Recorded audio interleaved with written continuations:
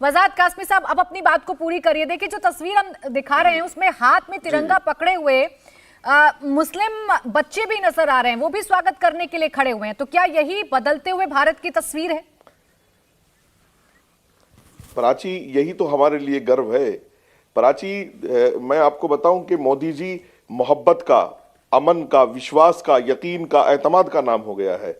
मोदी जी ने पूरी दुनिया में भारत को जो सम्मान दिलाया, हम हिंदू मुस्लिम की बातें यहाँ बैठ करके करते हैं। जब मोदी जी पूरी दुनिया में जा रहे हैं, पूरी दुनिया में अमन के सफीर बने हुए हैं, पूरी दुनिया में भारत की इज्जत और भारत के झंडे को बुलंद कर रहे हैं, तो वहां हिंदू मुस्लिम की कोई बात नहीं आ रही है। आप मुझे नाम लीजिए कुवैत से लेकर के दुबई तक किसी भी इस्लामी मुल्क का, कि वहां का जो सबसे बड़ा एजाजी अवार्ड है वो मोदी जी के नाम है।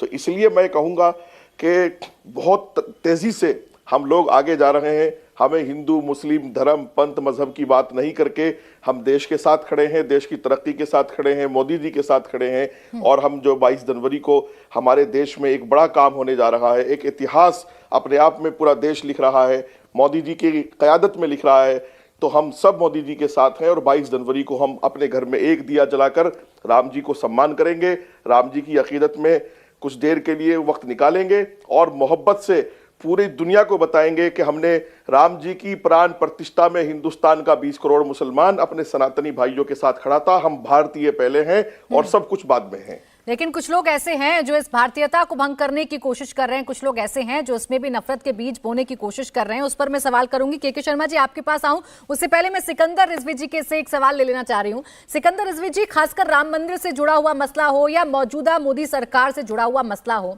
ये भ्रम फैलाने की या ये नैरेटिव फैलाने की कोशिश की जाती है कि ये सरकार रहेगी तो गल्फ कंट्रियों से हमारे संबंध खराब हो जाएंगे, राम मंदिर बन जाएगा तो जो मुस्लिम देश हैं उनसे हमारे संबंध खराब हो जाएंगे। यहां तो उल्टा दूसरी तस्वीर देखने को मिल रही है।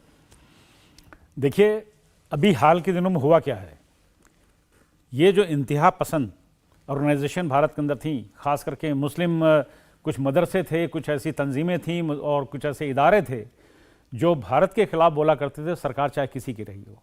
जब से बीजेपी की सरकार आई, मोदी साहब आए, उसके बाद से उनको लग रहा तन बदन में आग ही लग गई। उनकी आदत है कि हिंदुस्तान के खिलाफ, कभी हिंदुस्तान को अपना मुल्क समझते नहीं है। अभी जैसे जनाब हुजूर कह रहे थे कि 20 करोड़ की आबादी है, इसमें देख तो लिए कितने करोड़ की आबादी वो है जो भारत के खिलाफ रहती है। होगी 1-2 करोड़ तो होंगी, क्योंकि मैं निकल के फील्ड में देखता हूँ।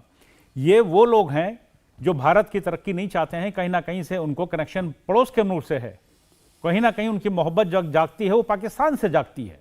मैं खुल के कह रहा हूँ, क्योंकि यही उनको रगलाते हैं। अब उनको पेट में दर्द हो रहा है कि इतने बड़ी कंट्री है कि यूएई का जो यहाँ पे प्रेसिडेंट आ रहे हैं, और इनके लिए एक शर्म की बात है कि आप लोग उल्टी सीधी बकवास करते हैं। आप बैठ करके आप बीजेपी के लिए कहते हैं या सरकार के लिए कहते हैं या मोदी साहब के लिए कहते हैं, चाहे राम मंदिर के लिए कहते हो। अब देखिए, प्राण प्रतिष्ठा होने जा रही 22 तारीख को। मैं भी इस आंदोलन में जुड़ा रहा हूं। मैंने वो वक्त देखा कि क्या क्या लोगों ने, तंजीमों ने क्या क्या बातें करी थी और मुल्क को भड़काने की कोशिश की, लड़ाने की कोशिश करी। आज वो कहाँ हैं? नजर नहीं आ रही हैं, क्योंकि मोदी साहब ने जो कर दिखाया है वो इन 75 सालों में हुआ कभी नहीं है। जो ये कर रहे हैं, सबका साथ, सबका विश्वास, सबका, ये देखिए कमाल है, बिल्कुल प्रैक्टिकली करके दिखा दिया। मैं बता दूं, लेबनान ऐसी कंट्री के अंदर भी हिंदू मंदिर है, बहरीन में भी हिंदू मंदिर है, यूएई में हिंदू मंदिर ऑलरेडी है, और अबू धाबी में, दुबई के अंदर और अबू धाबी में बन रहा है, जिसका भी इसी 2024 के अंदर जो है उसकी प्राण प्रतिष्ठा होगी। मोदी साहब जा भी रहे हैं, वहां पे कार्यक्रम बड़ा है। मलेशिया में हिंदू मंदिर है, वहां मुसलमान हैं, वहां पर हिंदू नहीं। इंडोनेशिया में तो चलो मिक्स है कि वहां पे हिंदू मुस्लिम एक ही है, लेकिन मलेशिया के अंदर भी हिंदू मंदिर है।